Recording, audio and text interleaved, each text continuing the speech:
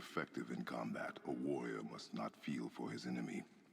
The road ahead is long and unforgiving.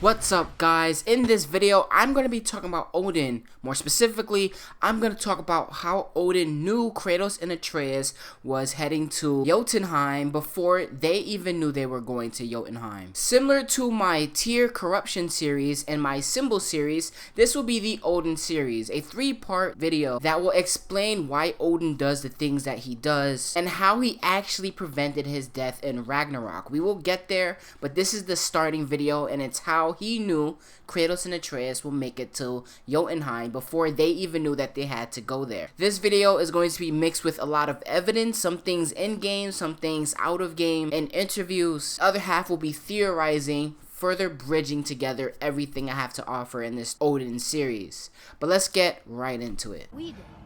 Odin is extremely clever, you see. Nearly as clever as he thinks he is. And he's a collector of prophecies. If it's about the future, he adds it to his collection. Helps him style himself as all-seeing and all-knowing. But of course, the idea is control. Control of the future, control of his fate.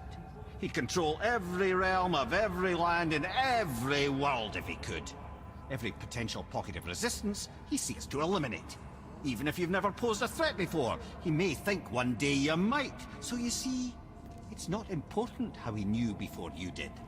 It's important that he was right. So let's start off with Odin and the giants. Let's talk about the relationship between one another, why Odin doesn't like the giants and vice versa. So first off, in Ragnarok, the people who are supposed to end Odin and the rest of the Aesir gods are the giants themselves. Odin and his brothers lose in a battle with Fenrir. Fenrir swallows Odin and eats him whole. Person who takes out Thor is Jormungandr, the world serpent. Freya dies to giants. Fenrir will eventually die to one of Odin's sons, but not before eating almost everything. And then the great Surtur comes, the fire giant, and burns everything to the ground.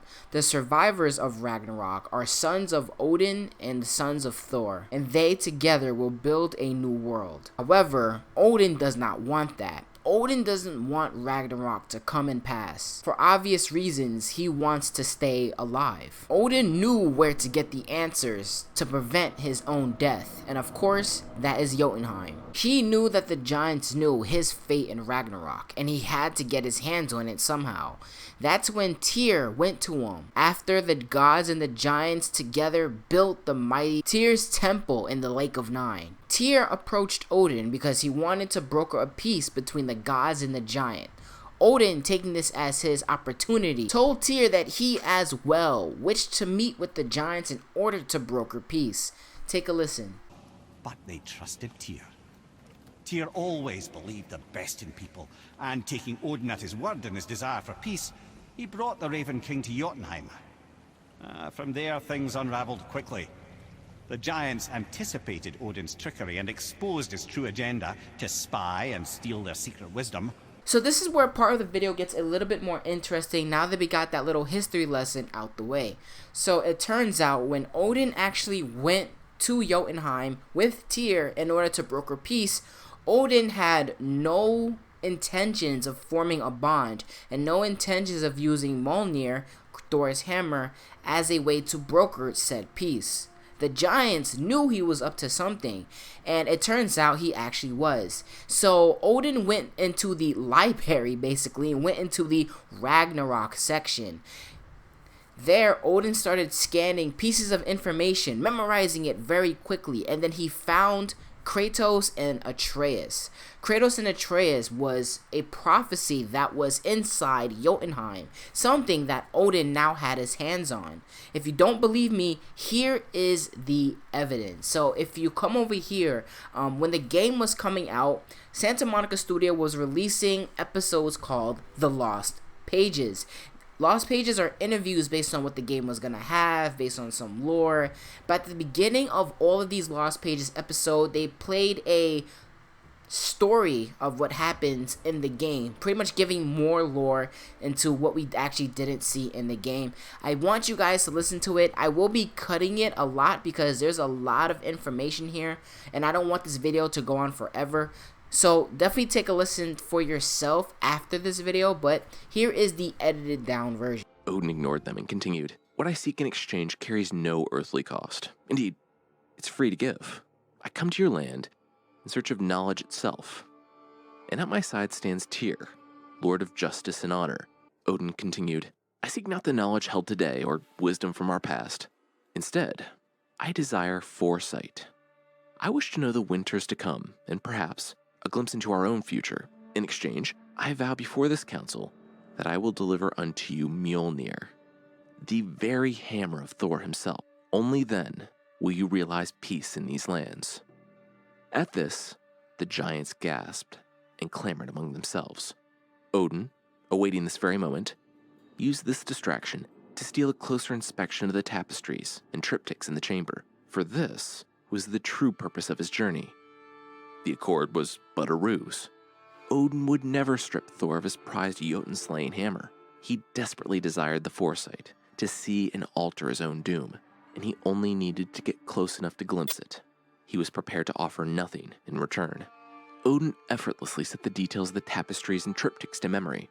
The final triptych was the most remarkable, as he had not yet heard this tale foretold.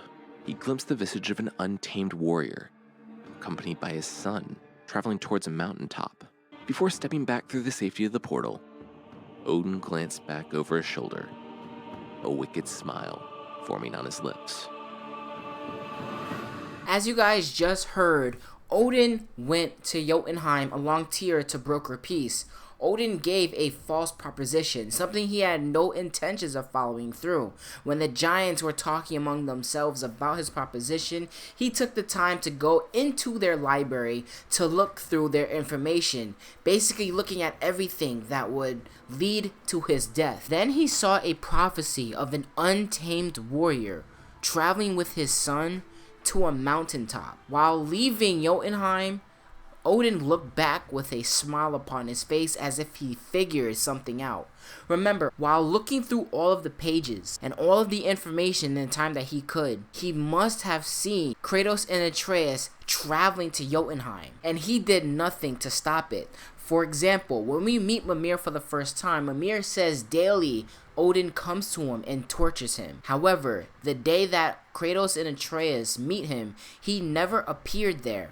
Ever. Alright guys, that's going to be end of the first part of the Odin series. I obviously have a lot more to talk about, but again, that's going to be in the next video. This video will get way too long if I put all the information out there, but in the next video, I'm going to talk about how Odin might have already prevented his death in Ragnarok now that he has seen the giants' knowledge on Kratos and Atreus. It may feel like he's doing things to start Ragnarok, like releasing Skull and Hati to chase the sun and the moon respectively. But these steps might have actually prevented his death at the day of Ragnarok and all the things he did in the game as well. I will get into that in my next video tomorrow. I cannot wait for you guys to see it. It's gonna be absolutely crazy. That's gonna be the end of this video. Please consider becoming a YouTube channel member. We are growing like crazy. Thank you to all the people who have been donating and becoming channel members as well. $1 a month goes a long way. I'ma be out of here. Thank you guys for listening. Deuces.